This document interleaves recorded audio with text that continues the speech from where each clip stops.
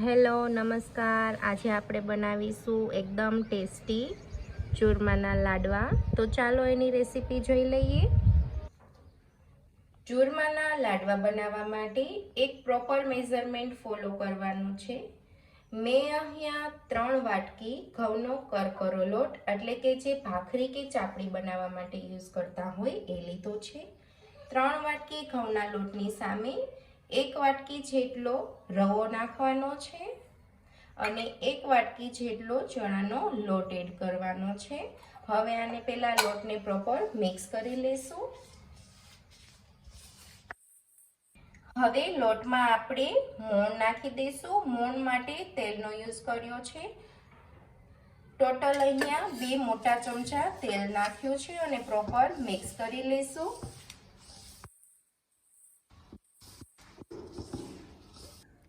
હવે લોટમાં આપણે થોડું પાણી એડ કરતા જઈશું અને ભાખરીથી પણ થોડો કઠણ એવો લોટ બાંધી લેવાનો છે। લોટ માત્ર ભેગો થાય એટલું જ પાણી નાખવાનું છે। પ્રોપર લોટ નથી બાંધવાનો, મુઠિયા વળી શકે એ રીતનું આપણે બધું મિક્સ કરી લેવાનું છે પાણી નાખીને। હવે તમે જોઈ શકો છો કે આપણે પ્રોપર લોટ નથી બાંધ્યો, માત્ર લોટ ભેગો થાય એટલું જ પાણી નાખવાનું છે, મુઠિયા વળી શકે એટલું જ। હવે આપણે આમાંથી મીડિયમ સાઈઝના મુઠિયા વાળી લઈશું। આ રીતે બધા મુઠિયા વાળી લેવાના છે।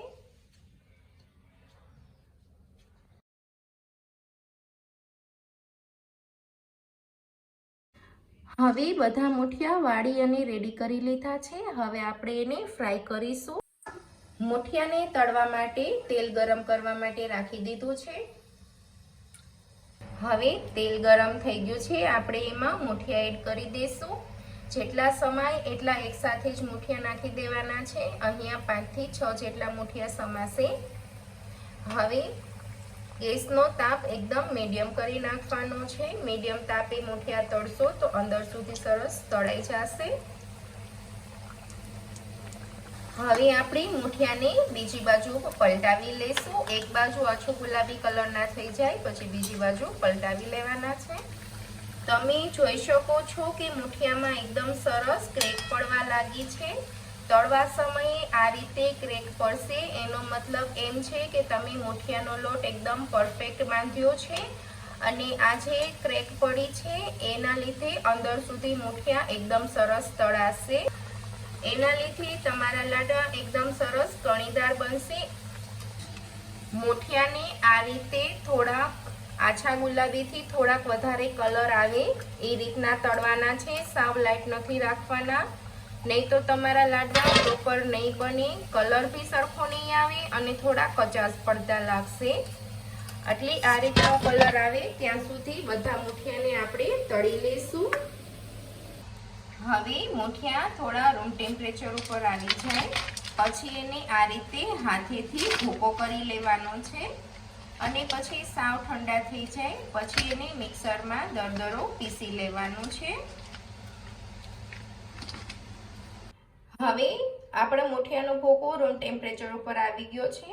આપણે એને ક્રશ કરી લઈશું। મિક્સર જારમાં એડ કરી દઈશું પહેલા। હવે આપણે એને ક્રશ કરી લઈએ। હવે આપણે ભૂકાને ચાળી લઈશું।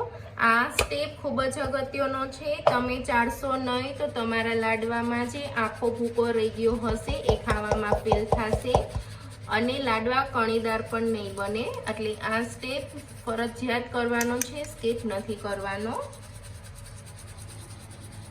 હવે એમાં એલચી અને જાયફળનો પાવડર એડ કરી દઈશું। હવે રેડી કરેલા ભૂકામાં કાજુ, બદામ અને કિસમિસના ટુકડા એડ કરી દઈશું। તમે તમારી રીતે એડ કરી શકો છો। મેં અહીંયા ટોટલ 1 કપ જેટલા ડ્રાયફ્રૂટ લીધા છે અને પ્રોપર મિક્સ કરી લઈશું। હવે લાડવાનો પાયો રેડી કરી લઈશું, જેના માટે મેં અહીંયા ઘરનું દેશી ઘી લીધું છે। 1 કપ જેટલું ઘી લીધું છે જેને ગરમ કરવા માટે રાખી દીધું છે। હવે ઘી ગરમ થઈ ગયું છે, એમાં 1 કપ જેટલો છીણેલો ગોળ એડ કરી દઈશું. મેં અહીંયા દેશી ગોળ લીધો છે. ગોળને હવે પ્રોપર પહેલા મેલ્ટ કરી લેવાનો છે. હવે તમે જોઈ શકો છો કે ગોળમાં બબલ્સ આવવા લાગ્યા છે. આ રીતનો થાય ત્યાં સુધી જ એને ગરમ કરવાનો છે. પ્રોપર આપણે ચીકી બનાવતા હોય અને પાયો લેતા હોય એવો નથી કરવાનો. હવે એમાં આપણે રેડી કરેલો ભૂકો એડ કરી દઈશું. ગેસની ફ્લેમ ઓફ કરી દઈશું અને પછી જ ભૂકો એડ કરવાનો છે અને પ્રોપર મિક્સ કરી લઈશું. હવે તમે જોઈ શકો છો કે લાડવાનો લચકો એકદમ રેડી થઈ ગયો છે. ઘી ગોળ બધું પ્રોપર છે. હવે થોડુંક રૂમ ટેમ્પરેચર ઉપર થાય, હાથેથી લાડવા વાળી શકાય એટલું ઠંડુ થાય પછી એના લાડવા વાળી લેશું. હવે આપણે મીડિયમ સાઈઝના લાડવા વાળી લેશું. એકદમ હળવા હાથે લાડવા વાળવાના છે જેથી કરીને બહુ ઘી છૂટું ના પડે.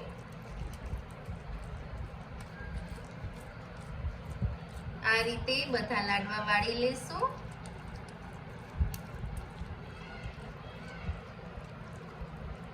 હવે આ રીતે લાડવામાં ઉપરથી ખસખસથી ગાર્નિશિંગ કરી લેશું. તમારે ખસખસ ન નાખવું હોય તો સ્કીપ કરી શકો છો, ઓપ્શનલ છે. તો રેડી છે આપણા એકદમ ટેસ્ટી ગણેશ ચતુર્થી સ્પેશિયલ ચૂરમાના લાડવા. તમે પણ તમારી ઘરે આ ગણેશ ચતુર્થીએ મારી રીતથી લાડવા જરૂરથી ટ્રાય કરજો અને કેવા બન્યા છે તે મને કોમેન્ટ કરીને જરૂરથી જણાવજો. અને જો તમને મારો વિડીયો ગમ્યો હોય તો મારી ચેનલને સબસ્ક્રાઈબ કરવાનું ન ભૂલતા. Thank you for watching.